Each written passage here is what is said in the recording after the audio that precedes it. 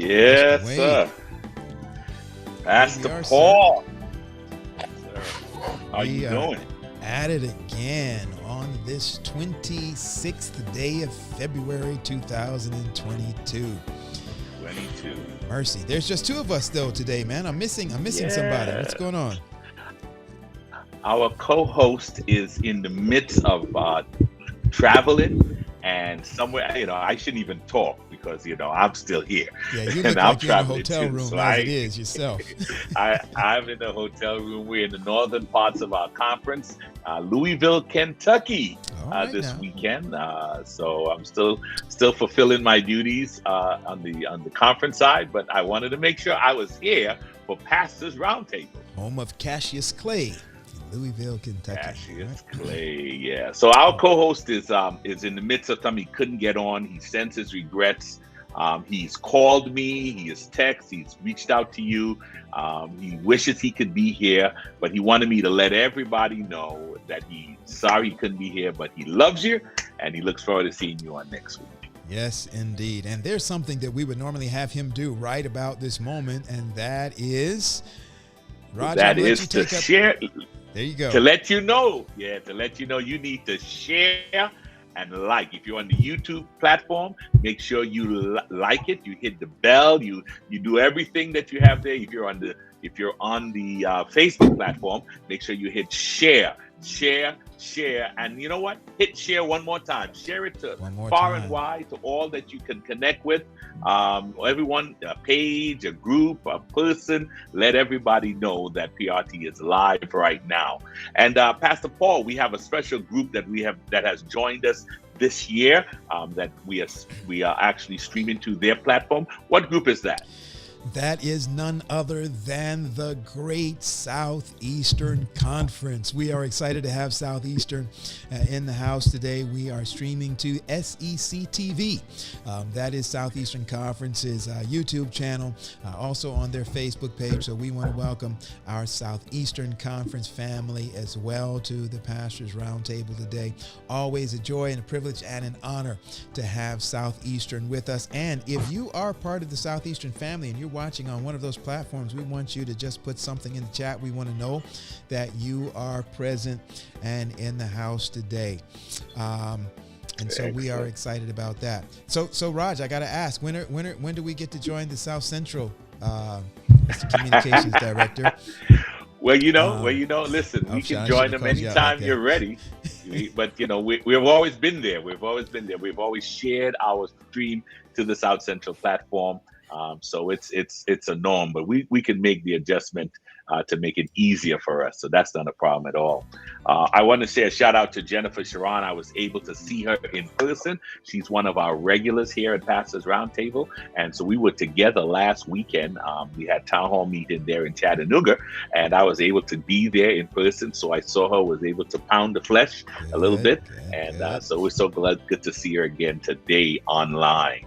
All right. Always good to see Sister Spade Davis representing, what is that? That's Texas, Southwest North region. Texas, Northwest. Yes. All right. Northwest Texas. So again, if you're joining us today, we want to know that you're here and where you're joining us from. So if you just put that in there today, we are grateful to have you as a part of our audience today. If you missed last week, Roger, what did they miss? If they were not with us last week, what did they miss out on last week's edition of the PRT? Well, listen, all month we've been celebrating Black History Month. And so last week we talked about community engagement, the Black church, the history of the Black church and community engagement. Dr. Whitney Phipps, and Pastor Daryl Hoy. Oh my goodness. Did they drop some good stuff on us? Inspiring things that helped us to see where the church has been and where the church is right now, and even shared some ideas of where we need to be. So we give God praise for the opportunity to have that conversation on last week. Good stuff. You know, back in the old days, the evangelists would say, look, if you missed it, you just missed it. Sorry, you should have been here. But grateful today for technology, where if you missed it last week, you don't have to just miss it. You can go back to Pastors Roundtable YouTube channel, find last week's edition. You can dip in on that conversation. Powerful, powerful stuff as we looked at the history of the Black church in the community. And which brings us to today. I'm excited to get in today. I don't want to spend a whole lot of time. But listen, Yep. before we jump there, I just want to make sure that we are culturally. I know that we are culturally correct in terms of, listen. We want to take this opportunity at the top of our program to let you know we here at Pastors Roundtable are heartbroken about the news that are happening to our brothers and sisters there in the Ukraine. It's just, we can't even begin to describe how we are feeling, but just to know what they're going through right now. And we're not just talking about Seventh-day Adventists or believers. We're just talking about everyone who lives, the citizens, the residents of the Ukraine country. We just want you to know our prayers are with you. We're praying that God steps in and does something miraculous, and he gains the glory of what is happening. Yeah, absolutely. Well, listen, I am excited about today's program, about this discussion and conversation today. This was one of the most requested repeats that we have had in at the PRT, and that was, drum roll. Go ahead, Doc, take it away. Ooh, well, you listen. About a year, 2 seasons ago, we had with us the Slave Food Project. And it was just intriguing to talk about the Slave Food Project and what they were doing, what their ministry was. And so we asked them to come back and to share with us some of the things they are doing now and give us a little bit of update and maybe some new insights as to how we can have this love affair with this particular thing we call food and make it healthy for us. So we're just glad to have with us doctors Columbus, Baptiste, and doctors Eric Walsh back with us from the Slave Food Project. All right, let's bring them on. Here they are, none other than my wife finally calls the docs. Man, you guys, I just want to say this. I got to say this up front. I got to give a shout out for my wife. Since you guys were on the first time, she cannot get away from watching your productions of the Slave Food Project. And just what a ministry you guys have, just totally engrossing, informational, motivational, all of that. And we just want to really let you guys know we appreciate in my household what you guys are bringing to the table in this discussion on health and on healthy living. And really, and I'm gonna leap, and I don't know if it's I know Eric's gonna say it's not a big leap, but this is a social justice issue as well. And we're in the midst of Black History Month. Just what a unique way it is to really look at social justice and Black history in a very positive way. So thank you, gentlemen, so much for what you've done. We're going to give you guys just a minute and a second after we have a word of prayer to greet the audience.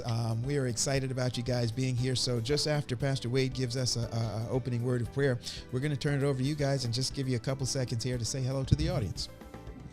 Let's pray. Father, we thank you for this day. We thank you for this opportunity. Thank you for our guests joining us. And we thank you for our viewers who have joined us also. We pray, Lord, that this conversation will be fruitful and will be palatable for us to make decisions for our lives, for our betterment of our lives. We pray this prayer in Jesus' name. Amen. Hey, look, before they get started, I'm going to say this one more time. If you know somebody's supposed to be here, y'all better get them. This is going to be good today. So tag somebody, copy the link to somebody, get them in. Dr. Baptiste, let's start with you, man. We'll give you the time just to say hello to anybody, everybody you want to. Tell us where you are, what you're doing, what's going on with you since we've seen you last. The time is yours, sir. Oh, it's a pleasure to be here again. Thank you, pastors, for having us back on, and to the virtual congregation out there. You know, it's appreciated. And to Sister Paul, we appreciate your support. I'll tell you, the words of affirmation, they never fail to encourage us. So it's very encouraging to hear words of affirmation that our efforts are not falling on deaf ears. But I'll tell you, what we're doing is a work that's necessary. And it's a work that is an additional arm to what you all are doing. because you cannot achieve the spiritual wellness in absence of physical wellness. And so what we're Hmm. trying to do is to educate the community and to really be an agents of change. And so we're steady on that course, we're steady on that path, and we're doing it every which way we can and through whatever media and whatever form that opens itself up to us. So continue to pray for us, pray for our ministry as we go down this road and this journey and trying to convey information that is much, much, much needed to end the thing called health disparities inside of our community. Mercy. Thank you. All right. Good stuff. Good stuff. Dr. Walsh, my friend. Good to see you, man. Yes. Good to see you as well. Great to be back. For me, I mean, we talk a lot about stress at Slave Food. And even looking at the global events right now, it's a time of stress again. It's Matthew 24, 7 jumping out at you. And these are times where people can get very stressed. And stress does a lot of things. Shortens telomeres, which is a sign that you're shortening your life. Put you in a state of fight or flight. But part of our message is that Adventist health message. And one of the pillars of the laws of health is to trust in God. And so part of our health message really does sit in that. And there are many people who are sick because they don't know to trust in God. Matthew 24 and verse 8 says, all these are the beginning of sorrows. So as we talk today, I mean, we really have to talk about the fact that our health message is an anti-stress, anti-inflammation message in a time when the world is going to be quite stressful and chaotic. Wow. And so, what we are hoping to, as we share today, especially from the Black experience, this message is more needed now probably than ever. And so, what we are hoping to, as we share. Awesome. All right. But listen, let's jump right in. I'm just waiting to glean some nuggets I could hold on to. When you were last here, you truly took the scales off of my eyes. But within the last couple of months, we're beginning to go back out. Options are being opened up in terms of food and stuff like that. But yet still, we have recognized that there has been this is a word I never used in the same sentence with food, weaponization. Can you explain the concept of weaponization of food, and also then describe what your title is about? This, you're part of the Slave Food Project.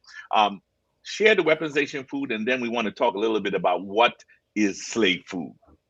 And we're gonna open it up to Pastor Baptiste, Dr. Baptiste, for this. Okay, and actually, what I'm gonna do is I'm gonna let Eric kick it off with Dr. Walsh kick it off with weaponization of food, and then I'll chime in with slave food. All right. So the weaponization of food, actually, this is a good time to talk about it. What we found during the pandemic is that there was an increase in comfort food consumption, fast food consumption. In fact, some unhealthy foods are actually resurrected from olden days and brought back to market. The weaponization of food speaks to a lot of things, and one of them is using food to control people, and using food to actually injure people. And it ties into the slave food side of it. When our ancestors were slaves, food was one of the ways that you could actually control the slave, right? They had to work for their food, and you didn't have to give them the best quality food. And so food was weaponized. It was used to break a person's spirit and to control an individual. And that's something that we see still to this day. The modern food and drug industries, especially the food industries we're talking about now, have figured out a way to use food to get us to continually go back and buy. That's why they say, once you pop, you can't stop, but you can't eat just one. And so food has been weaponized through the combination of salt, sugar, and fat, through food engineers, food chemists, to make it so that you can't put the food down. And that is weaponized food, especially when you know the food is making people sick, costing them their livelihood, and ultimately costing them their lives. Wow. Yeah, it's deep when you look at the concept of weaponization of food, and it transitions immediately into the Slave Food Project. But as you really consider the concept of weaponization of food, that many of these food producers, these manufacturers, they characterize consumers as users. and they want frequent users of food, right? And so as they begin to actually test out the exact levels of sugar and of salt according to your gender, according to your age, according to your ethnicity, to figure out precisely the amount that's going to attract you. And that's why many of us, we observe this in everyday fashion, that we go into certain neighborhoods, into grocery stores, and there are certain items that are not available in other grocery stores, because of the fact that there's an understanding of what we are trying to feed certain groups of individuals based upon sales. The business of business is business. And so when we look at the weaponization of food, it dovetails into slave food, which is the manipulation of nutrition for profit and for power. It's the manipulation of nutrition to figure out how I can make the biggest amount of money, the largest assets that I want to go ahead and glean. And that's really what it's about. And so when we came together, Dr. Walsh and myself came together, we were really looking to figure out this interplay between stress, this unique form of stressor called discriminatory stress, and the additional level of nutritional stress in the formation of health disparities, because we were seeing this continual onslaught in this widening gap that became ever present during the pandemic, right? We all saw it, but this ever-present widening gap of health disparities that became that continues every single day, and that's what we're dealing with during this month of Heart Health Month and Black History Month in reflection. Wow. Hey, Wow. As you were sharing there, 1 minute, Dr. Paul, as you were sharing there, it just clicked now. It makes sense. I just this week, my wife and I, we were talking about what we wanted to eat. She wanted to cook some homemade soup. So she sent me to the store and she sent me with the list: green banana, yam, some corn. And when I went to the local grocery store, they didn't have any green bananas. They didn't have any yam. I wouldn't call the name of the big W store that we shop at. And it makes sense. In certain neighborhoods, you don't have what you really need in order to have that. So, wow. Thank you so much for sharing that today. Dr. Paul? I could hear Dr. Walsh thought he was saying starch, starch, starch. Well, no, those are good starches. Yeah. And that's part of the problem. Go. And there was a question that came in through the chat. Can people really be addicted to carbs? The problem is that our society has oversimplified carbohydrates. And what you have to understand is that carbohydrates are perfectly fine until they're processed and the fiber stripped away from them. So my parents are Jamaican, so we eat yam and chocho and dashin and sweet potato and all that kind of stuff. Those are, and green bananas. Those are they have soluble fibers, insoluble fibers, very good to feed the gut bacteria, and it's what our African ancestors ate before they were enslaved. So they were very good. They're very good foods. Carbohydrates become addicting when you strip the fiber from them, and what you're left with is sugar, really. A combination of fructose and sucrose, which is very simple, and they're very addicting. And so there's studies, in some of our slides, we show you pictures of MRI scans of the brain of someone who's a chronic sugar user next to someone who's a chronic cocaine user, and they both look very similar because it messes with the dopaminergic pathway parts of the brain, like the substantia nigra. And so you change the brain and how it responds to pleasure when you eat lots of sugar. So yes, the studies pretty much kind of reinforce sugar is addicting. The chemical structure of sugar is actually very similar to alcohol. And its effects on the liver are very similar to alcohol. So those carbs are addicting. When you eat whole sweet potatoes, brown rice, quinoa, with the fiber, it's a very different food, releases the sugars from it very slowly, and feeds your gut microbiome, the bacteria that live in your gut. We'll talk more about as we go through this. So those foods are actually quite healthy, but the simple processed stuff we buy in the store, the boxes of macaroni and cheese, the spaghetti, the white rice, the white bread, there is no nutritional value to most of that stuff. It just becomes sugar once you digest it. Wow. Yeah, well, listen, Dr. Baptiste, I wanted to kind of circle back to a comment or a reference that you made about the impact of the pandemic and how that has, I don't remember exactly, you said has brought to light some inequities or some disparities, but could you guys just speak to that very quickly? What did we see during the pandemic that spoke to some disparities or some inequities in terms of health and food, et cetera? I'll tell you, what we saw during the pandemic is all we saw is that the closet door was swung open. The bed sheets were moved up so we could see what was swept underneath the bed. And that has always been present there since as long as African people of African descent have been on this continent. And we have seen the stark health disparities that have existed as long as we've existed throughout the slavery era, throughout the 20th, early 20th century, and persist into now, as long as we've collected data. And so we've seen that African Americans are more likely across the board to have high blood pressure. You're more likely to have diabetes, twice as likely to have diabetes. And diabetes happens about every 17 seconds. The new person is diagnosed with diabetes. We're more likely to die from cancers. We're more likely to have heart disease at a young age. And by middle age, over 50% of people of African descent have heart disease. But here's the catch. You're less likely to receive treatments for it. That when we review the medical literature in general, that despite having the disparities of having the highest risk and burden of chronic disease, many people of African descent were less likely to receive procedures that are required. They're less likely to be referred, even for what I do, interventional procedures in the throes of a heart attack, being referred for advanced procedures. And so these disparities became stark. And it began the process of uncovering why exactly do they persist. And that's where there's subtly have begun, this process has started, where we've started to look at this idea of social determinants of health, where you live, where you work, where you play, where you pray, and trying to figure out what is the confluence of issues that are playing a role in this thing called health disparities. Wow.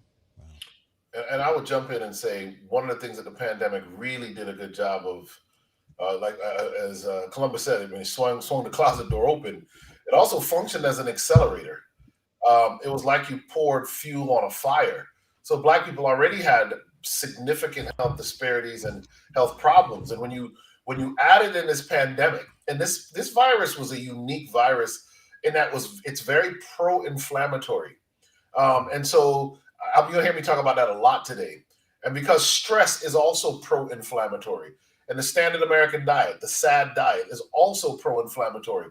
If you were someone who was stressed, eating the standard American diet and got this virus, especially early on in the first year and a half, up until probably about last November, you were going to get pretty sick.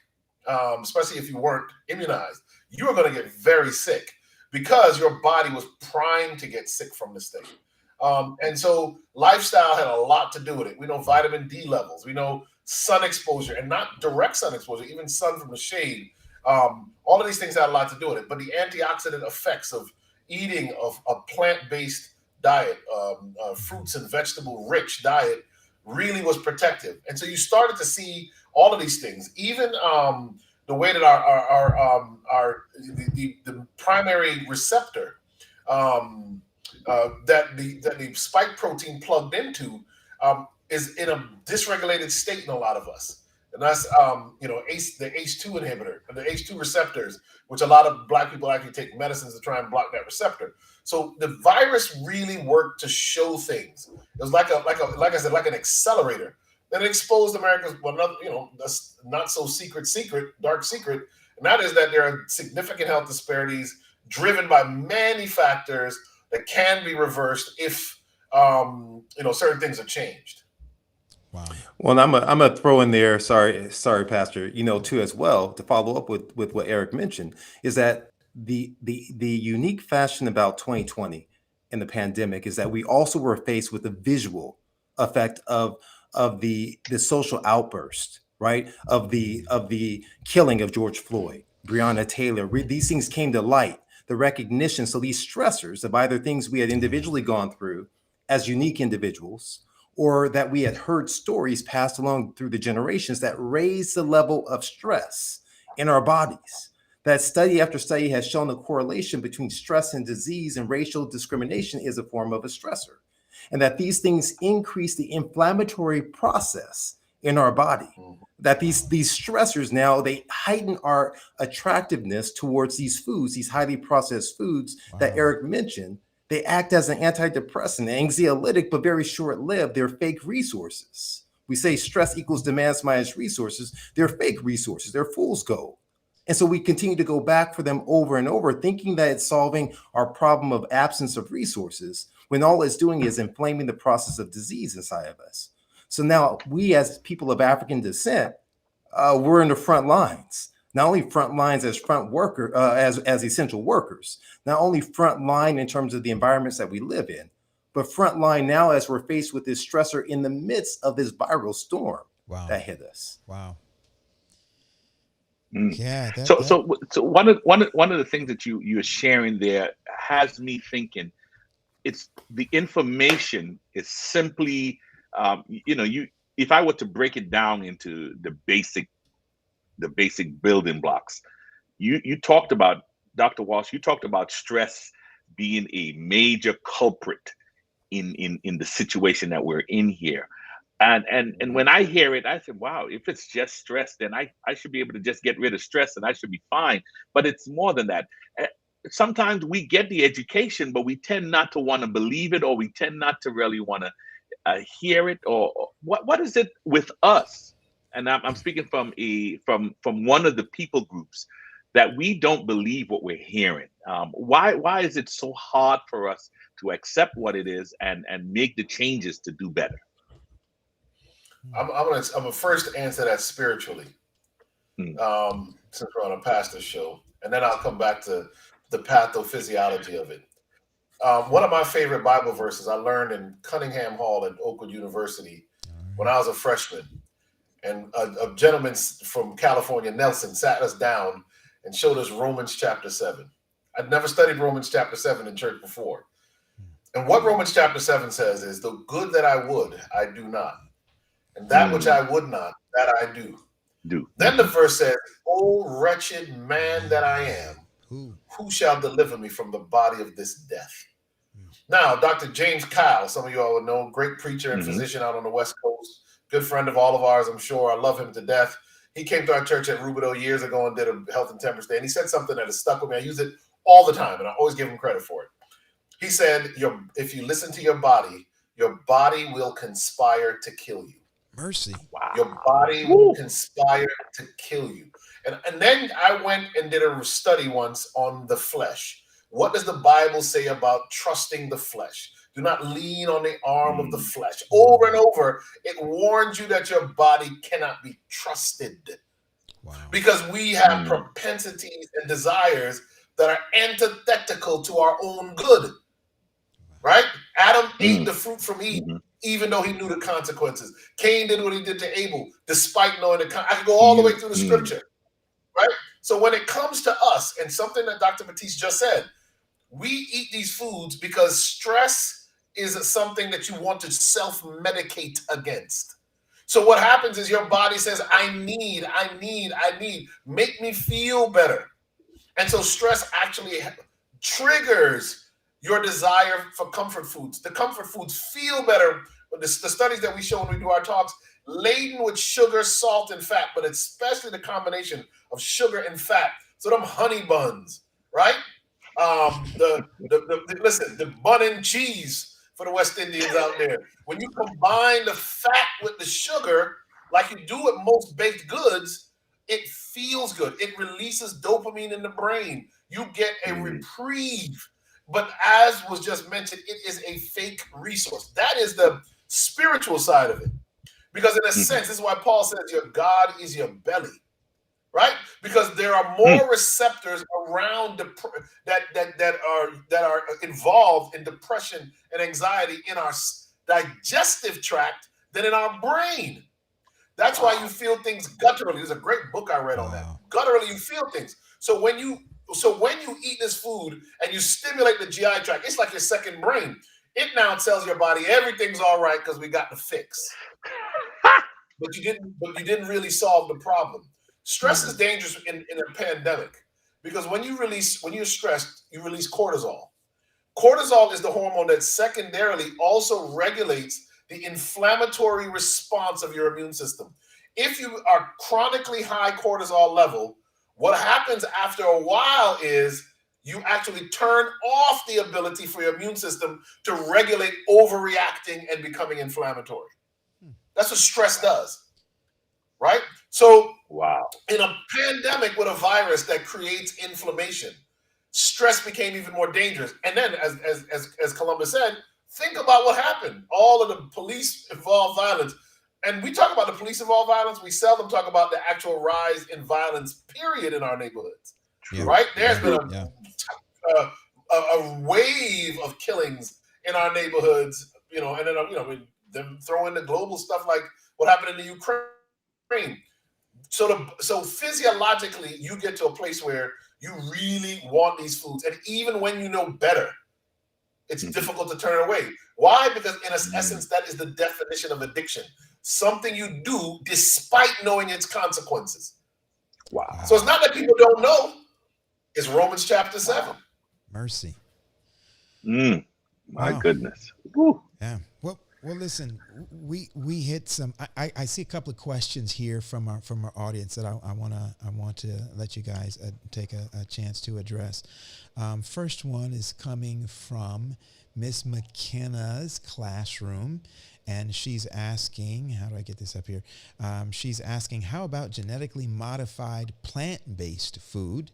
Has that been discussed yet in the context of stress and inflammation? And then she follows that up with, she's asking because I planted a grape tomato, didn't bury it completely, checked it for more than 2 months, and it had remained in the same state. Some 5 months later, it has begun to shrivel. Any thoughts on plant-based, genetically modified foods? Well, I don't know if it comes. I'm not a botanist, so it'd be difficult for me to jump in and answer this fully, except to say that we avoid genetically modified things. I think until the science is in better, we encourage people to eat organic foods if at all possible. Grow your own food so you can buy the seeds and grow it yourself. Is one of the things that I would honestly say. So, it's easy to, I thought you were going to ask more about the plant-based meat substitutes. Because some of them, you got to make sure you're not eating too much of the soy protein isolate that's in them, because they are, you can overdo the protein from that perspective. And I'll let Dr. Baptiste jump in on that. But that's one of the things that I would really be worried about more so. Okay. All right. Yeah, I'll jump in there. And what I'll say about the genetically modified foods, like Eric mentioned, is the fact that there's so much that we don't know. I think that's the fear and the concern generally, that as we begin to splice and we're doing different things to kind of create essentially resistant fruits and vegetables, right? Resistant to insects so they can have staying power.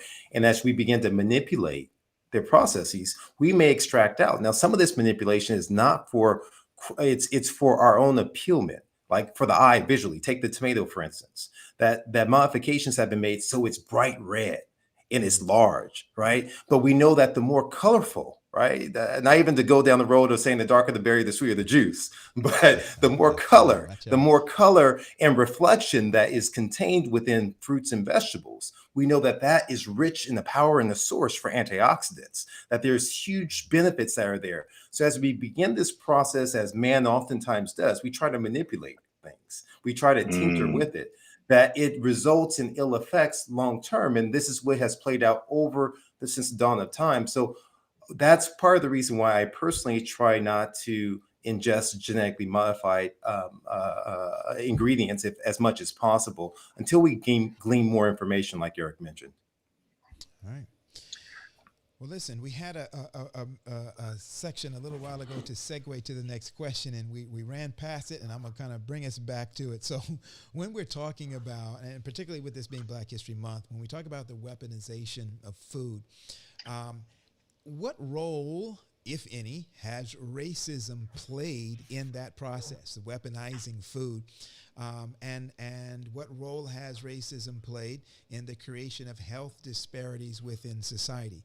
Is that something that is just natural, that is genetic, or has there been some intentionality behind some of the disparities that we've talked about before? All right, Columbus, you want to go first? That's a loaded one. That's a loaded question. So, you know what? What I'll do is I'll start in, but we'll kind of tag team, because this is a lot of information here that needs to get out to the audience and so forth. When we look at the weaponization of food, and as far as its intent, has there been any intentionality as it relates to it? I think you have to take a few steps back, even beyond the food, and you're looking really so at how racism has played a role in terms of neighborhoods, played a role in terms of opportunities. And so as you begin to take a step back and you look after the Great Migration, and you see where folks were fleeing the South and moving to areas of Chicago and California and New York and various places like that, how they were comprised inside of areas that did not afford them the opportunity to have patches of land to grow, that they had to kind of cook real fast out of little central kitchen areas, that as a result, African Americans became early adopters of fast food. Wow. As you begin the process of looking, and even from a cultural standpoint, being unable to enter in through the front door, of having to get your food from the side or the back or going through like a drive-through, that all of these things began to become ingrained. Then as cities began to happen, what ended up happening, right? There was redlining, that there was partitioning of where you had the opportunity to live, unincorporated areas that were not funded by the government agencies for education or walkways or parks or things of that nature. So now we created this. Now I won't even say food deserts. I see that. I'd say food apartheid areas. That these are created. Wow. These were not natural occurrences. These were man-made occurrences that transcribed there. And so as you look at all of these factors now, that began to play, and where you had state highways that would intersect and bisect communities of color, dividing them, eliminating business opportunities for grocers and things of that nature there, and racism playing a role in the competition, that now you begin to squeeze out the ability to glean health promoting foods. Then as we came into our own during the civil rights era and began to receive equal rights, and riots came out, there was a statement, a great book kind of brought this out about how Richard Nixon, he said that any act of racism is an act of terrorism, an act of communism. Right. And so what did that mean? Wow. What did that mean overall? They started to go ahead and provide small business association loans to go ahead and rebuild the Black community. And so what came in there? Liquor stores, fast food companies started going inside of the neighborhoods. And what got squeezed out were fresh grocers that had a lower profit margin. So now we created these environments that are filled with food swamps. Foods that are filled with garbage. We talked about carbohydrates before. It's not carbohydrates that are a problem. It's garbage. It's garbage. A form of garbage is what's there. Not the stuff that you chew and your jaws get tired of rich carbohydrates like you guys talked about before. And so we get squeezed out. And so now we create these crucibles of conflict, of stress, of racism, and devoid of nutrients, nutritional stress. And we're surprised about the issues in terms of our health. So that's a brief look in terms of, is there a direct correlation? Yes. But at the end of the day, it's business of business is business. Yeah. Listen, just with intent. For sake of... Oh, sorry, go ahead. Just for sake of clarification, can you differentiate quickly the difference between a food desert and a food swamp?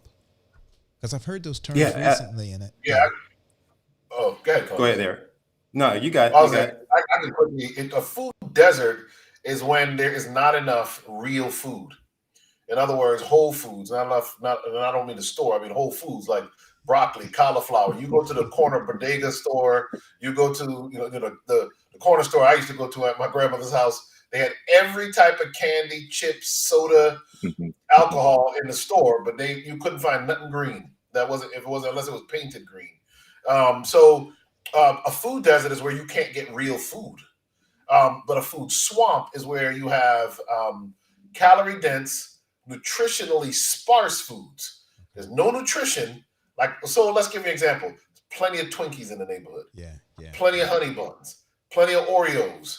Plenty of bags of potato chips, Takis, and Flamin' Hot Cheetos. That swamps are in neighborhoods while you can't find a cucumber or a head of lettuce. Or an apple or a peach that is not rotten or thrown to the side. So that's how you define those two things. And to echo what Columbus just said, this is what the government has done. The government did this by as Richard Rothstein says in his book, The Color of Law. The government participated with the developers and the local town councils and city councils in order to create areas of towns that could not be integrated, excluding blacks, making the neighborhoods where black people live more expensive per capita than the neighborhoods where white people lived. And then, of course, no one would invest in those neighborhoods, because why would you invest in the neighborhoods that had the least amount of value where people were living one on top of the other because that's how they had to survive. Sometimes two families that live in one apartment or more. So the bottom line is, there is intentionality to what has happened that does bear the stain of racism. And let me give you two other examples. One of them is advertising. In our talks, we talk about how much more advertising is received by Black young people, Black children specifically, through television, radio, and back in the day for us, it was magazines and everything else that are targeted towards us. You go into Black neighborhoods, they promote the toys and the Happy Meals more than they do in other neighborhoods. Mm-hmm. And so they promote these foods to the tune of billions. I wish I had all the numbers up, to the tune of billions of dollars. And because our children watch more TV and they can predict what TV shows our children watch, these foods can be targeted towards our children. Now, you would say, well, the business of business is business. We always say that because that's one of our guests taught us that. But here's the truth of the matter. It is no longer simply business when you know the business is killing people, right? At that point, there's an ethical, moral component that comes into it, which is why the cigarette companies have to put a warning on a cigarette. Right. There should be a warning on some of these foods before they're sold to people, quite frankly. The other part of it, the other proof of it is the subsidies. Well, they do actually have warnings in some of the fast food restaurants, a label when you go through the door or through the drive-through that says by eating here, you can get cancer, you can get diabetes and high blood pressure, and people continue to funnel through the line. That's only in California, though. Wow. That's only in Cali. It's a California thing. Okay. But the other part of it is the subsidies. If you grew up like I grew up, I mean, you had family members. We never got any government. My mother never got government cheese for whatever reason, but we had family members who did. And that block of government cheese, you know what it was? It was the rejected fat from the dairy industry that they couldn't do anything else with. That Ronald Reagan, we have a picture of him holding up a block of government cheese that he had them packaged, put together. It's basically salt, cholesterol, and animal saturated fat, literally poison. Going back to Sister White in the spirit of prophecy, she warns us over 100 years ago that cheese is not fit to be consumed as food. She says that before she even gives the advice to stop eating meat. She says you should stop eating cheese. The government took the garbage milk fat. Wow. I want you to get this. Packaged it, made the farmers more wealthy, and then took it and gave it away to welfare recipients, food stamp recipients, and showed it as if we were doing some great thing. Somebody had to know that there would be consequences to giving poor people, and this is not just poor Black people, poor Latinos. I was in Guam, they used to get it. Indian reservations got it. Giving them a food that would cause, and that's just one example. Let's talk about baby formula, right? All the decades of baby formula before WIC changed their ways, where we were giving women baby formula rather than having them nurse their children and give them the best possible nutrition.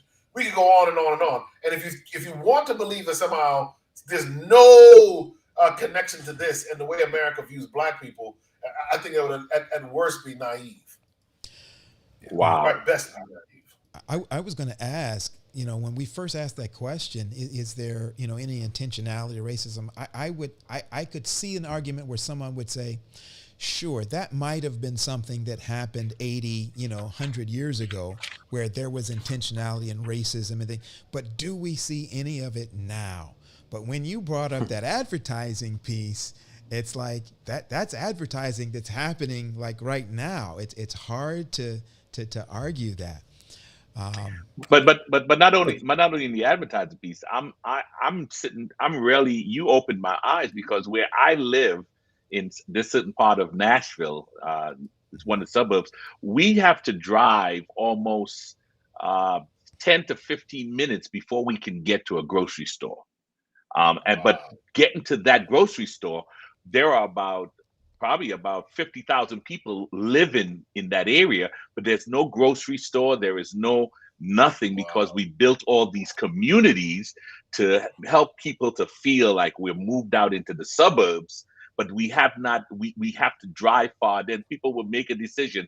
I don't need to go all the way over there to buy that food. So we'll stop at the local the local gas station and pick something up there. You made it plain just now in terms of the choices we have made because of the circumstances we find ourselves, because we decided we want to move on up to the east side. Yeah. Hey, But you know what, Pastor? I mean, it's not even always about moving out to the east side, because I grew up inside the city. I grew up in Compton. And so I remember as a kid, it didn't dawn on me at that time. I tell this a lot of times inside of our lectures. It's the fact I remember going with my dad for a drive, right, to the grocery store. Mm. And he would drive literally about 25 miles away to go to a grocery Mhm. store. And I remember walking through those doors as a kid. I love going to the grocery stores because it seemed like I was in heaven. You had all these fruits lined up and grow in colors and everything all around, completely different than what I experienced right around the corner from my house. Right. And so but the key is not everyone has that capacity, that ability to drive a distance, to go outside their territory, Right. to purchase foods in an affordable fashion and so forth. So it's a major issue. And I want to make sure we don't forget about the other second part to your question about, do we see areas of racism in medicine too, as well, from a historical perspective? Definitely want to touch on that as well. Sure. It's just a point, Roger. I can remember, and both of you as our guests, I was sent several years ago to pastor in South Georgia. And when I moved up there, I found a piece of property, found a house. My parents were retiring. So we found a place kind of way out in the country, 40-something acres of land. And as soon as we got out there, the first thing that my Trinidadian father did was get out there and start digging up some dirt and planting some stuff. And we planted cabbage and onions and corn and tomatoes and all kinds of stuff, lettuce and fruit trees, all this kind of stuff. We planted all of these things, and we would grow them. But the interesting thing was the neighbors were doing the same thing. So when we finished growing our stuff and we had too much, we would just go over to the neighbors and say, here's some stuff. And then they would say, oh, well, we got some stuff too. And just in that area, just because we were out in the country and we had the ability to grow some of these things, that people were sharing, just being neighborly, sharing these things. And so it provided a great opportunity that sometimes we just don't get when we're in more, crowded spaces. So I was able to experience that firsthand. Yeah, so you're going to speak to the issue about racism in medicine. Well, I think it in health, I should say. Yeah, no, I think, well, first I have to say that it still exists. And so I'll share with you all a story just recent. So I took a loved one to the hospital recently who told me that they were experiencing chest pain. All right, so I'm a cardiologist. I'm an interventional cardiologist, which means my job is to stop heart attacks in their throes.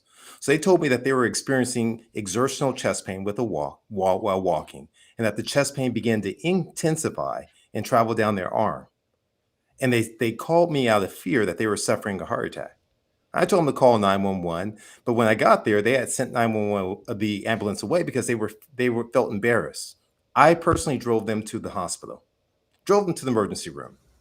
And so in that moment, to the emergency room where I personally had worked before at that hospital, I performed interventions on coronary arteries. And I watched how the Caucasian nurse minimized the symptoms of this female. Wow. I watched how they somehow seemed as if they questioned the integrity of whether or not they had a true intention. I watched how they did not bring them back immediately, which is a standard protocol. I watched how they did not deliver care in immediate fashion in 2022. And it tells me the fact that there is still a persistent issue that exists inside of our country. And studies have reflected this. In 2016, there was a study that showed that when looking at residents and medical students, that they felt that there was a significant difference between white individuals and Black individuals in their skin thickness based upon the color of their skin, the melanin, in 2016.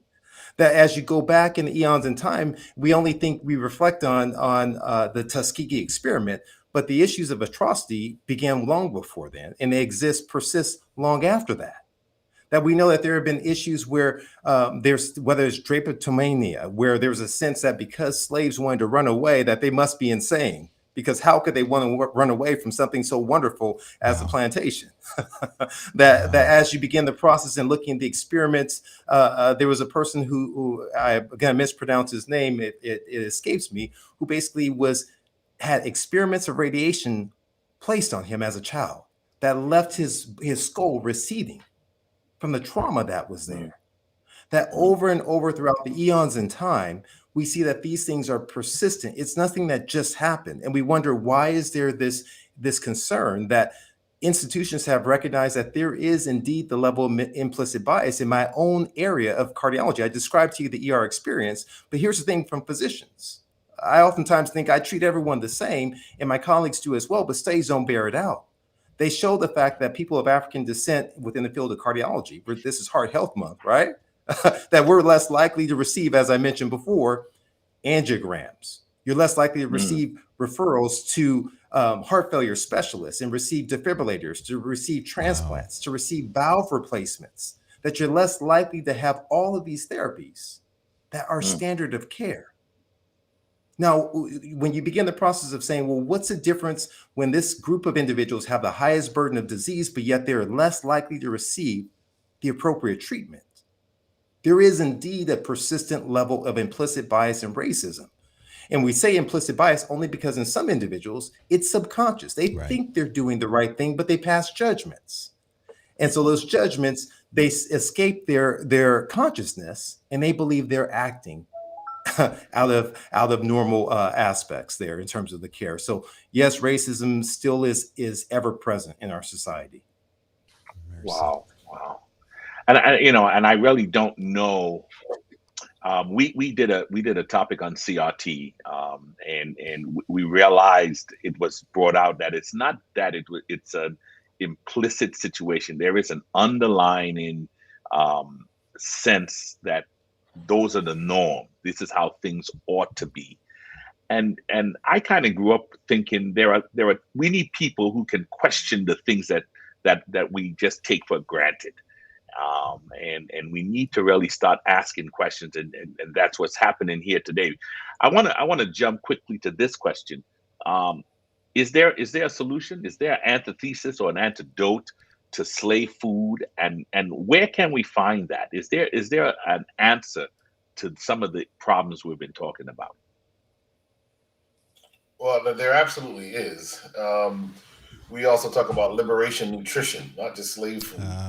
And the liberation nutrition has everything to do with going back to the original diet. For us, from a culture perspective, that means you go back to the diet before slavery, understanding that some of the food you can't take with you. So, in other words, the meats that might have been eaten before, you want to get rid of those today because there's really no healthy way to get them. I mean, the studies now come out and show that you can classify processed meats like salami, bacon, hot dogs as class A carcinogens, just like cigarettes, and even beef, pork, and some of the other red meats are probable carcinogens. They probably cause cancer. So we know that we can get out of this if we can go back to eating the way God told us to eat in Genesis chapter 1 and verse 29, the original diet before the flood. That reverses disease. In fact, we talk about telomeres in some of our talks. I did one for my company, nationally for our company this week. And I talked about, the only way, the study showed the only way you can actually lengthen your telomeres, which are the tips of the chromosomes. So as they shorten, genetic chromosomes, as they shorten, it indicates that your life is being shortened in a sense. But you can only reverse that with a whole food plant-based diet. Exercise can slow it down or stop it. Sleep can slow it down or stop it, but it takes good food to reverse it. Makes sense, huh? That's why the tree of life is the tree of life, right? Because it is the fruit from the tree that will probably keep our telomeres always extended when we get to the New Jerusalem and the earth made new. So we know that there's an antidote. The antidote is in the scripture, if you really want to look. And so those are the things that we have to really begin to look at. And I want to say this we were talking about racism in the healthcare system. If someone commented that healthcare racism is everywhere. Yeah, but we work in the healthcare system. That's why we're talking about it from the perspective of the healthcare system. But the part of the problem is our politicians, when they're running for office, they say we want universal health care. We want better health care. Everyone needs health care. You know what they never say? Everyone needs health. Everyone needs better health. Because to get better health would mean that the same politicians would have to cut ties with the dairy industry, the meat industry, the processed food industry, the alcohol. Somebody asked a question about alcohol. Hopefully we can get back to alcohol and marijuana in a minute. The alcohol industry, the tobacco industry, the firearm gun industry. I mean, the very politicians that want universal health care, many of them want some of the stuff or are backed by some of the stuff that puts people in the healthcare system in the first place. And that's on both sides of the aisle. And until that hypocrisy in America is done away with, and people go back to saying what is actually good for the people, it won't happen. And if you're waiting for the government to do it, you might wait forever. So you have to make a decision for yourself and for your family that you are going to go back and eat the way God designed for us to. Wow. Yeah. I'm a jump in here because I can't, Eric really encapsulate all the nutritional aspects of it, but I'm gonna give you a slightly different perspective on the antidote to slave food and to the Slave Food Project, which, remember, it's a totality of stress, of discrimination and nutritional stress. And so when we look at the core component of what is the antidote to stress is love. It's love. It's real love. And where that begins, love is an action word. And so I'm going to tell you, break it down hormonally, is that what ends up happening is a degree of oxytocin is released.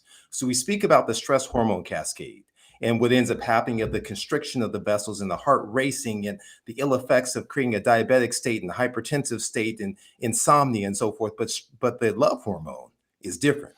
Instead of fight or flight, it's tend and befriend. It's love and concern. That all of a sudden now the vessels begin to dilate, the heart begins a reparative and restorative fashion. That happens when we begin to embrace love instead of hate, instead of demise. And so as a result of love, which becomes an action, we begin to embrace forgiveness.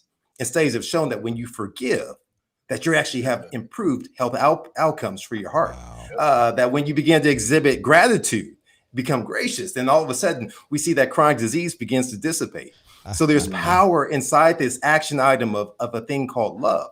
That when we begin to love our Creator, that what ends up happening is studies have shown that people who are more inclined to go to church are more inclined to have less addictive behaviors. That people who go to church, women who go to church, have better and improved cardiovascular outcomes compared to those who don't.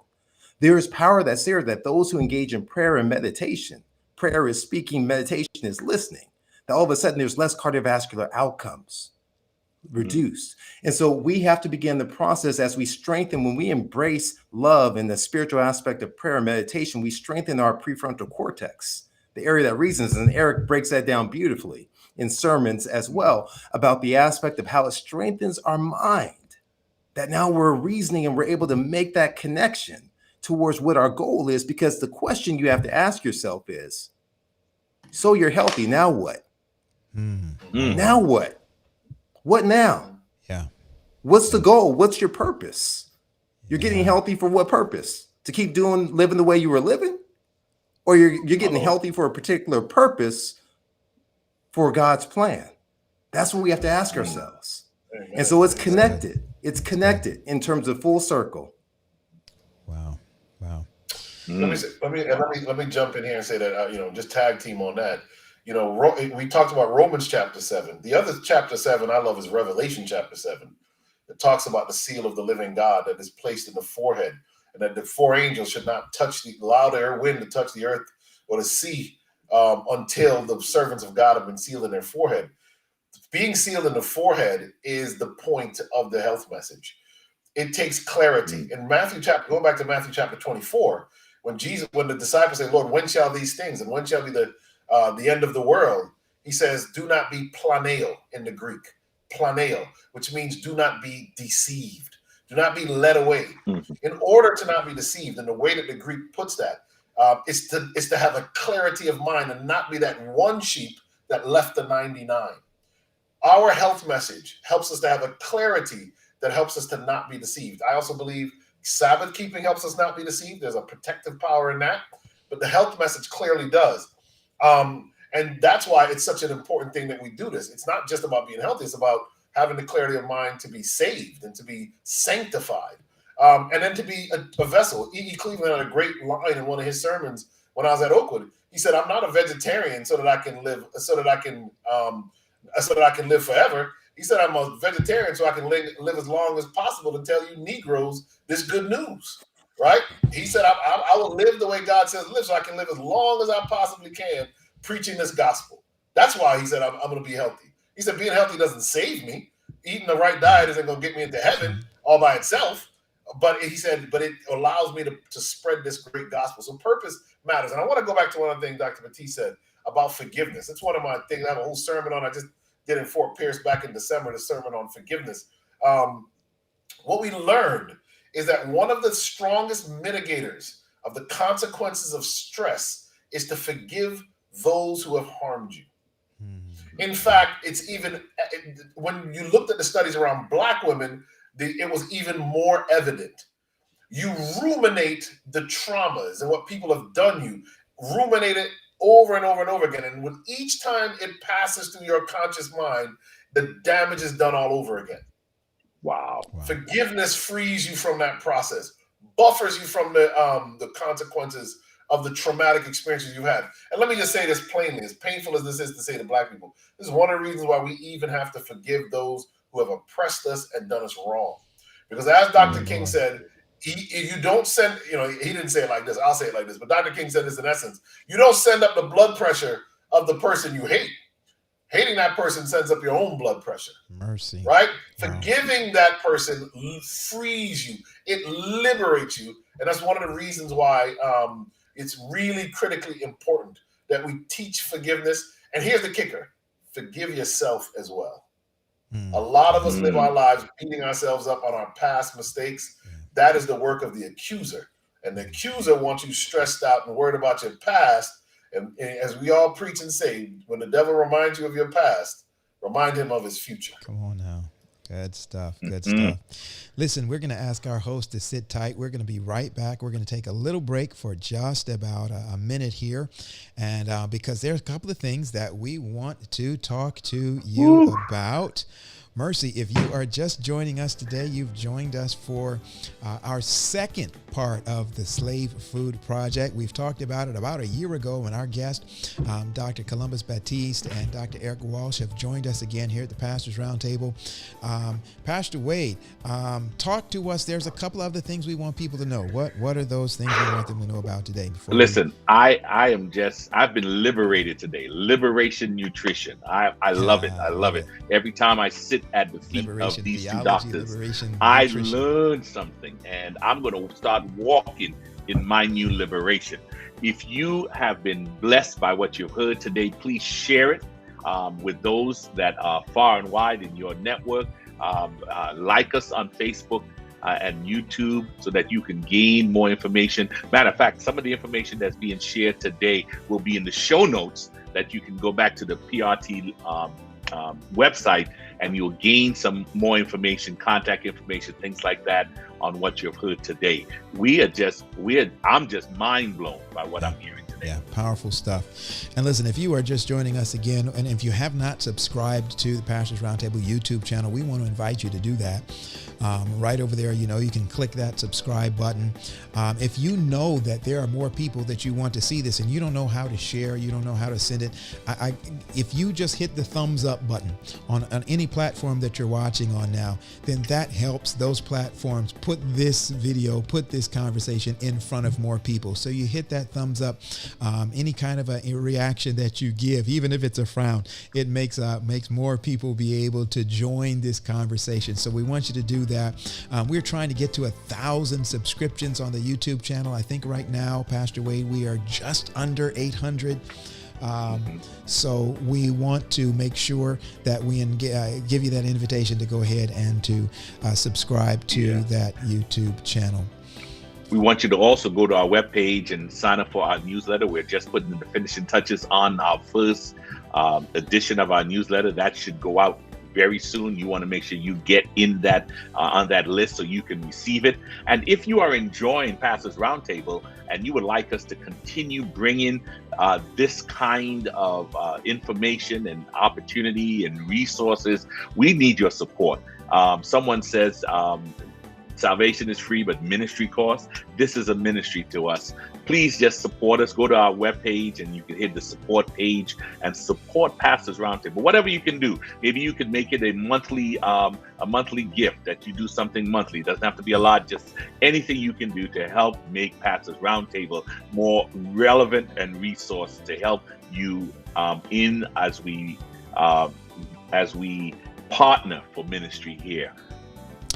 All right, you've still got time to share this feed. If you have not shared it to your stream or your feed, if you have not invited somebody, you've got just a little bit of time left as we rejoin our guests now, Dr. Columbus Baptiste and Dr. Eric Walsh. What a wonderful time we've had so far. Gentlemen, I'd like to review. I see a question that did come in about diabetes. I'm seeing Colleen put that in here there, and I did save that one to come back to it. I'm going to try to pronounce that name. Maisha. Okay, I shouldn't have tried. But how is diabetes hereditary when it's based on what you're eating that causes you to get diabetes? Aren't you in control of that? I don't remember exactly what I was referencing at the time, but that is the question. I'll put it back one more time just so that we can make sure that we get all of it there. And anybody want to take a stab at that one? You can go first there, Columbus. Yeah, I was just finishing up reading it. So I think one of the key things to understand about diabetes is the fact that there are more than one type of There's more than one type of diabetes. Now, what we're seeing as a health community and as a nation is we're seeing that diabetes seems to be infringing. So when I came up and trained, there was something called adult onset diabetes and juvenile onset diabetes, or type 1, that seemed to be more genetically mediated, where there was a loss of the ability for your pancreas to produce insulin. But now we no longer call it adult and juvenile onset, because what we're seeing adult or lifestyle mediated tends to occur younger and younger inside of our adolescents and inside of our kids. And we're seeing there is a preponderance of diabetics who are insulin resistant, which means that there is really a manifestation of lifestyle, obesity, resistance from intracellular lipids or fats, which is the basically gumming up your keyholes of where basically the mechanism in which your body takes up nutrients to store. And when it's no longer able to do that, it persists inside your blood vessels in the form of sugar or glucose and leads to damage. So there are multiple types of diabetes, but many of the type 1 diabetics, because of their eating practice, end up also developing insulin resistance as well, long term. And so there is still a role for your nutrition. There is still a role for your exercise. There is still a role for your sleep, all of which can profoundly impact the rates of diabetes inside your life and for your loved ones as well. I give every patient a cheat code. The cheat code is, after you eat, walk 10 minutes. And that alone is going to help your metabolism of blood sugar and can help the control of your diabetes. Wow. Yeah, good stuff. And when you talk about diabetes, we know that as we just said, one of the key reasons we get diabetes is fat consumption. It's fat, and specifically animal fat, clogs the insulin receptor site, right? But so does sugar. Sugar causes the liver to make fatty acids that can also do it. So when you eat a high fat, high sugar diet, we talked about earlier, that makes you feel good, it literally is the perfect way to get diabetes. The other thing I wanted to throw out there, though, is that the type 1 diabetes, the juvenile, we think is purely genetic. But the studies show that you actually get increased risk of developing type 1 diabetes if you're, as a child, consume cow's milk. So cow's milk, because there's some way that there's something antigenic in the cow's milk that may trigger your own body to attack your pancreas and destroy your beta islet cells. So removing cow's milk from a child's diet probably decreases the risk of developing type 1 diabetes. Wow. Wow. So I'm seeing some activity here in our chat, and I don't think we have that as part of our questions, but we may need to touch it. You tapped into the concept of processed foods, but as Adventists in particular, but as people, vegetarians, we are known for plant-based meat substitutes. And you tapped on it before with the high increase in sodium and the low increase of fiber that is necessary, that's good for the body. But what would you how would you talk about the value of the new plant-based meat substitutes, such as Impossible Burgers and Beyond Meat, and Kentucky Fried Chicken has now jumped into that arena with Yeah, its that's right. nuggets, Sure and have. everybody is just going crazy over Mercy. that. What help us to kind of put that in perspective? That new plant-based meat substitute. Yeah, and that and now a number of people have mentioned it, but that last question, as you can see, Yeah. was coming from our university president, Dr. Leslie Amen. Pollard. Yeah, and let me give a shout out to Dr. Pollard, a mentor of mine and a good friend, and I love what he's been doing with the institution. So blessings to him. He asks an amazingly appropriate question, and most of us as Adventists, even if you ate meat growing up, you still ate a lot of veggie meat because you go to lunch at church and they make and back then they'd break it out of cans and stuff that we don't buy veggie meat in a can. At least I don't see it Rusty much anymore. cans. Let me stop. There's a few problems with the meat substitutes. The first, and probably the one that has probably caused the most damage, or the two things that have probably caused the most damage historically, is the salt content. The sodium content in these products is actually astronomical. I had a friend, very fit, very muscular, very lean, had a stroke. And when he did his research and looked at it, he's in the healthcare profession, he found that it was the salt intake. This was someone who go out and run miles. He lifts a lot of weights. It was the salt content. And once he backed his way into it, he realized it was the fact that he ate the veggie meat products 2 and 3 times a day, as part of his regular day. So that's the first thing. We mentioned earlier as well, some of the soy protein isolates that sometimes can actually act like the animal proteins that kind of work as cancer promoters because it's so concentrated and so processed. So obviously, edamame, the soybeans themselves are very healthy. They do not cause breast cancer. The tofu, tempeh, all those are very good foods, minimally processed. But once it's hyper processed, it changes things. Now, in defense of the newer meats, there was a study done through UCSF, I think it was, where they compared some of the newer meats to real meat, and they put people on it and looked at cardiovascular outcomes. According to the study, they basically said that you did have better cardiac outcomes from the meat substitutes than the other ones. My advice to people is probably on Sabbath afternoon, it's probably going to be pretty hard to get away from some of these things. So if you're going to make an exception, that's probably the day to do it. But the rest of the week, it's better to eat whole food, pots of lentils and brown rice and quinoa, make your own black bean burgers, that type of thing. The tough thing about this message is it takes time. So you've got to learn how to manage as part of the whole liberation nutrition. And Dr. Baptiste is actually excellent at explaining this kind of stuff. How do we actually put these things into practice to save our lives? And it takes dedication, but it goes back to what we said earlier. I mean, you have to feel worthwhile in a society that may have made most of us not feel so worthwhile most of our lives. And so you've got to value yourself in order to do this. Wow. Absolutely. I'll chime in briefly as it relates to these burgers, and thank you, Dr. Pollard, for the question. Like Eric, I appreciate your mentorship years ago and so forth as well. I participated inside of an article through Journal of American College of Cardiology, where what we were doing is we were working on putting together an update on plant-based nutrition. And one of the things, like Eric mentioned, in terms of there was a unique article that was done comparing those two components and showing that markers of inflammation were reduced in individuals who consumed the plant-based burgers. Now, here's the thing. You have to ask yourself, what's your why? What's your question are you really asking? If your question is this beneficial to my health? Is this action going to help reduce my burden of disease in the future? That's really if that's your question, what are you comparing it to? So is the Beyond Burger or whatever it is it better than red meat? Absolutely.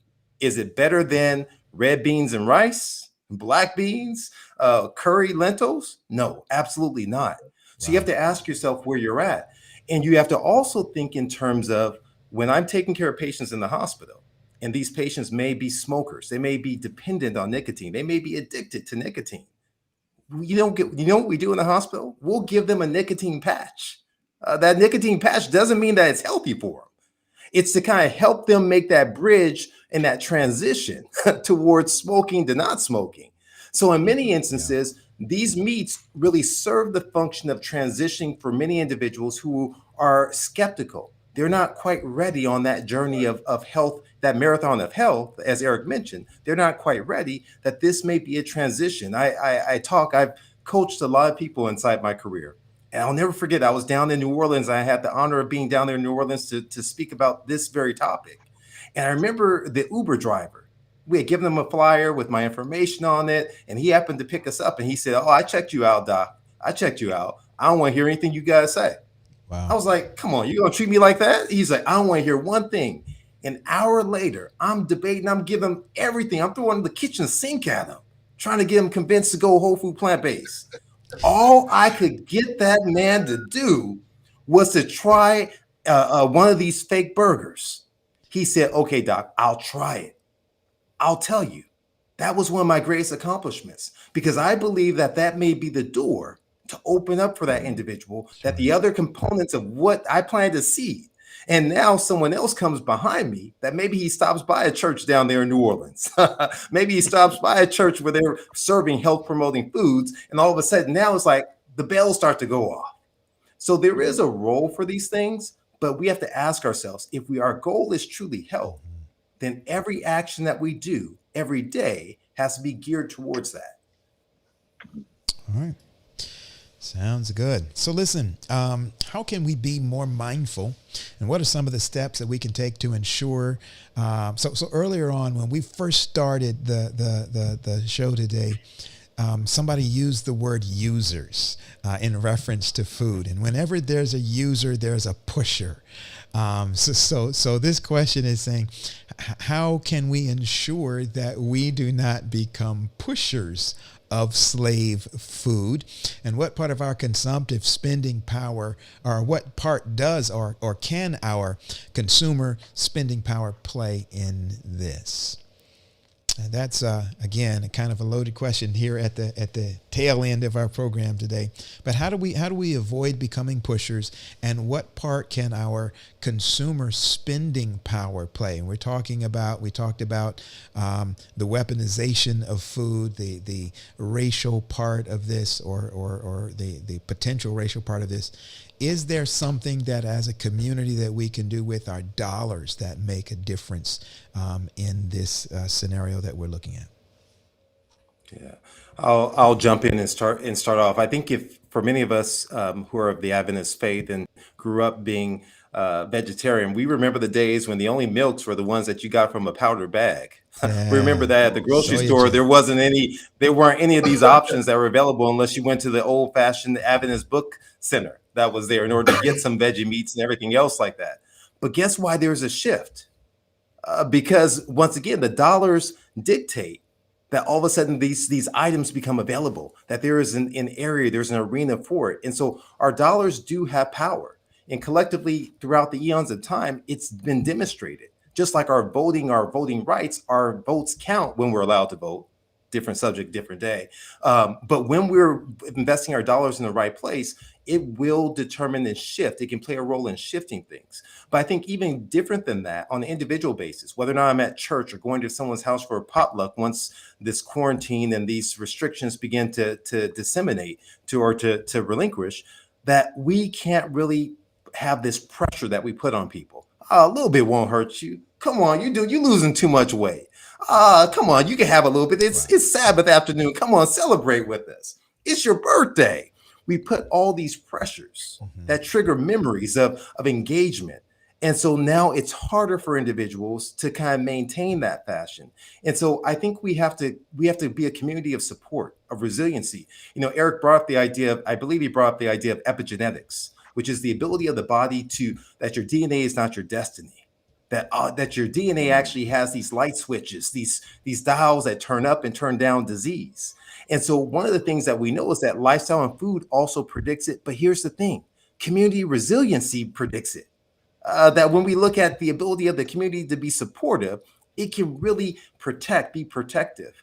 And so not only from a standpoint of direct influence, but in terms of direct health outcomes. And so that's why what you mentioned is so important in terms of community support, resiliency, and really using our dollars in that fashion.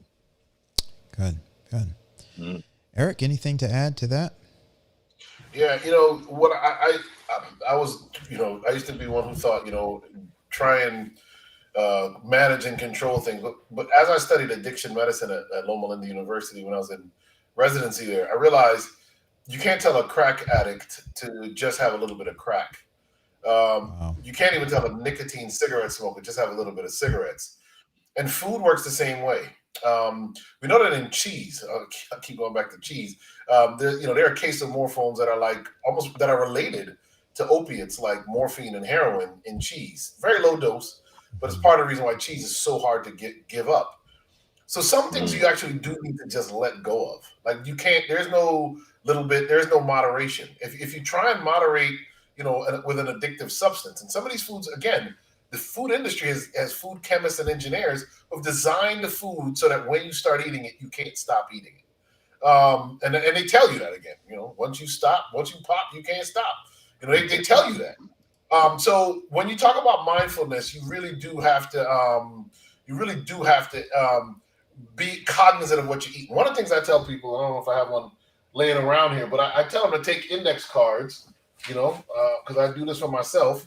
Take the index cards and you write on one side of the index card, on one side you write the reason you want to make this lifestyle change. And on the other side, you write a Bible verse that gives you the motivation to make the change. So you might write, I can do all things through Christ who strengthens me. Have this mind in you that was also in Christ Jesus. Love not the world, neither the things that are in this world. There's a lot of them you could write. And when you write on one side, I want to be alive to see my child graduate from college. And you write on the other side a Bible verse that is a promise. Before you eat, to be mindful, you pull out the card and you read the two sides of it. All of a sudden, it changes the way you won't mindlessly eat anymore. And here's the power. When Christ was challenged on the issue of appetite, he used the word of God. He did not fight in his willpower and his strength. He said, it is written, man should not live by bread alone. And so this is the power that comes from incorporating God's word as a sword to fight against the enemy when he attacks. And he will attack. That's just the reality of what happens. On the other issue of spending power and so forth, it would be a beautiful thing if Black America rose up together and said, we're not buying any more fast food. We're not buying any more junk food. Wow. Because then all of a sudden they would put different things in our neighborhoods. Magic Johnson, I have a lot of respect for Magic Johnson, especially obviously as a basketball player, but even more so as a financial person. Because Magic Johnson said, you know what? Movie theaters and Starbucks and gyms can survive in our neighborhoods. What a lot of these grocery stores have said is, we're not in these neighborhoods because we wouldn't make any money. The risk of theft is too high. That's literally what they said. I worked in the health department in Los Angeles County, and literally this is what they would say why they couldn't bring grocery stores in. But Magic brought in businesses, and I'm not saying that we support Starbucks or movie theaters, but he brought in movie theaters, Starbucks, grocery stores, and gyms that thrived in the very neighborhoods everyone said it could never thrive in. Which means that our economic power, even in these places, is still tangible and real. Which means that we collectively can vote with our dollar, vote out the poison pushers, and bring in people who would give us better options. Yeah. Wow. Yeah. Excellent. Pastor Wade, I think it's worthwhile to also give a shout out to Dr. Pollard and Oakwood University and Oakwood Farms and that mobile truck that they put dollars to. They put money into saying we're going to take good food into food swamps and into in order to make sure that there are options, and they're educating and the place that they built there on campus to help educate and provide care for the community. So and these are Black people. Yeah. This is us working for people, and not just in the Black community but anybody, to be able to make that. And so that's a very tangible way that we can see that people are putting money and using the consumer spending power to make a difference in these areas. And I think we need to really identify the fact when Dr. Pollard shared about the food desert right there in northern Alabama, right there in Huntsville, right in the northern part of Huntsville, right where the school is. You wonder, there's so many options of food, there's so many things there, and yet still it is a food desert. Sometimes we just need to recognize what is right before us so that we can be mobilized to do something. Our time has gone, Pastor Paul, but before we let our guests go, we would like them to share a little bit about how we can help the Slave Food Project. Just when you go to their website, when you go to the website, guys, and you look at the imagery and you see what's happening, how can we help you? How can we be a part of what you're doing to support what you're doing? I'm excited about it. What can you tell us that we can do to join in behind you?